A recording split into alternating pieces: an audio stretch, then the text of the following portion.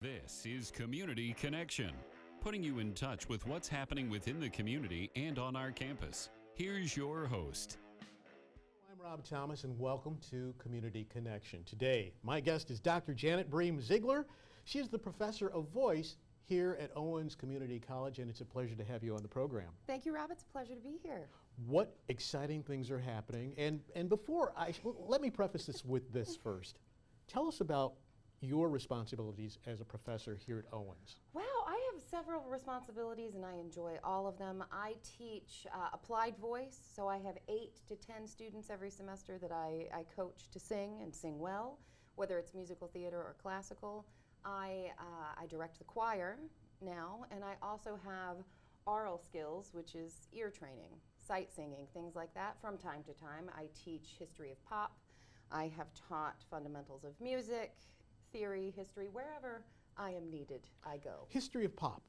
What is that? Sounds like an exciting class. It is the coolest class I think I've ever taught. It's the history of popular music in America. It starts with minstrel song right around then, and we track all of the popular music, whether it's country or hip hop, rap, R&B, some like classical crossover, country crossover things, all the way up to modern day popular music. And we always start with, well, what is popular music? What is popular music? Popular music is anything at the time that made a lot of money. So it's popular. You know, those songs that become a big hit, Britney Spears' Toxic. That's one of the ones that all of my young female students are like, I remember that from when I was like 5. I'm like, oh, I was in high school. So well, let me share this with you when it comes to popular music. So I was around when MTV got its start. So I saw several artists who became extremely popular, and I think, how does that relate to that class? Do you talk a little bit about MTV and how we do talk about MTV and mass media and how the fact, especially when recordings happened, and before there were contrafact law. So when you could actually sort of borrow, steal other people's music and make it more popular on your own. We talk about music in the South that was particularly African American that then became a white popular song, and how there are legalities around that, and how what may have happened was illegal now, had it happened now, but back in the day, nobody, there were no laws, there was no protection. Now, so we talk a lot about that. You mentioned contrafact? Yes. So a contrafact bass line, if you're taking a bass line from another song and using it with different lyrics and a different melody, it's a contrafact. Heard typically in jazz music, but it's your chord changes. So recently, I can't remember the name of the song, Robin Thicke went to court because he had borrowed the bass line from someone else's song, and I can't remember either of them now. But it was like a Motown song or something like that. Uptown Funk? Not Uptown Funk, but it was around the time that Uptown Funk came out. But it's the Robin Thicke song, and I can't remember the name of it now. And I think I'm mixing up my artists. That's okay. That's because I'm old. That's all right. I'm getting old. I'm on the brink of old.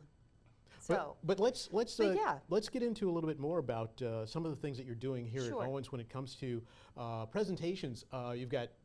You've got stage presence. Of course I do. And your students have opportunities. Yes, absolutely. So we have Nats competition coming up as well, and then we have the Voices of Children concert. Now, Nats competition is what?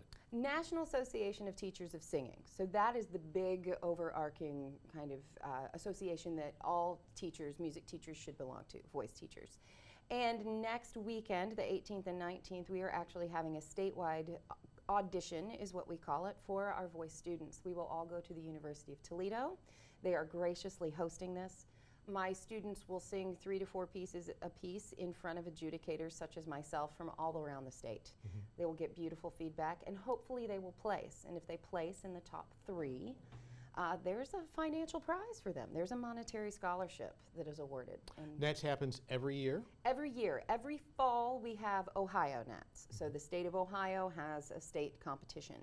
In the spring we have regional. So it's the Great Lakes region is what we're a part of. I think it's 5 states and part of Canada. We compete, this year we'll be at Bowling Green on March 7, so we're excited for that opportunity as well. And then if you get through regionals, there's nationals in the summer. Okay. And I have 2 students that I think we will see at nationals.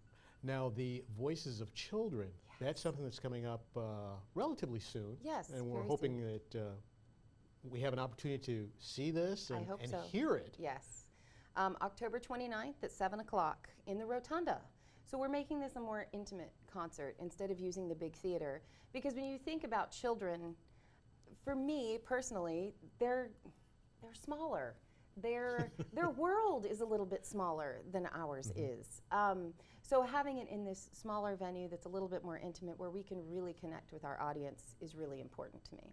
Now we find out when you hear children sing, they have such angelic voices. Yes. Will we find that, or I is certainly a wide hope so.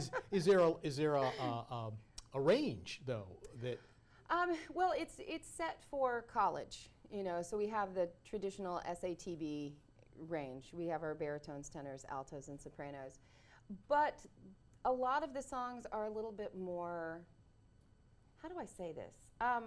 They're not simpler by any means, but they're much more poignant. So the words are quite a bit more important than the notes that they sing. Share an example for me. So we have this one piece that we're singing, Song to Sarajevo, and it's about everything that happened in Sarajevo. The words are more simple. They are words that children would say. When I close my eyes, I dream of peace. And then at the very end of the song, the children are asking the adults, when you close your eyes, do you have to dream of peace? Huge words that mean so much, but they're very simple words. And it's under this over a very simple accompaniment. And the harmonies aren't too dense. But when you hear it all together, it is absolutely breathtaking. I'd like you to do a comparison and maybe a little bit of a contrast for me, and that Sure. is with our broadcast media technology program and some of the videos that our students shoot, we noticed something interesting. When you shoot a straight video, it looks all right. When you shoot a straight video and you add music to it, it elevates it in Absolutely. such a way. How do vocals elevate just a melody? It is really interesting that you ask that question because I was just explaining this to one of my voice students, my private voice students at home. There is something about language. It is a part of our culture. Culture has economy. I'm going to mess that word up. We have economy, we have religion, we have language, we have music. These are the things that make a culture.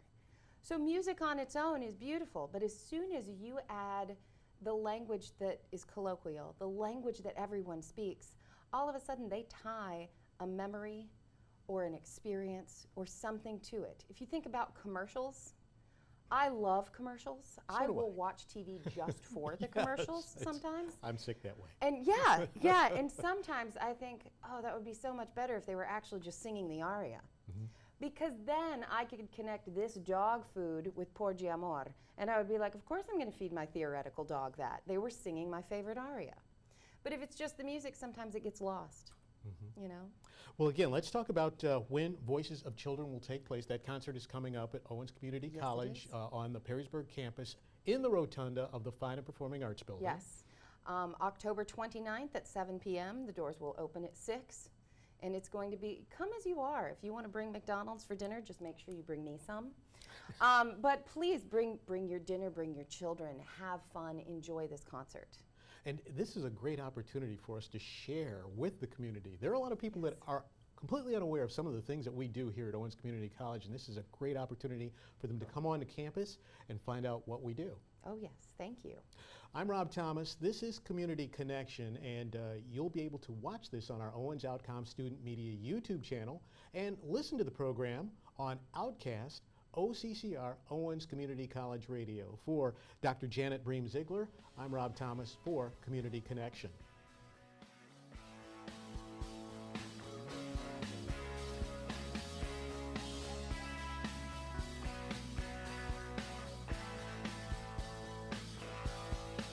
This has been Community Connection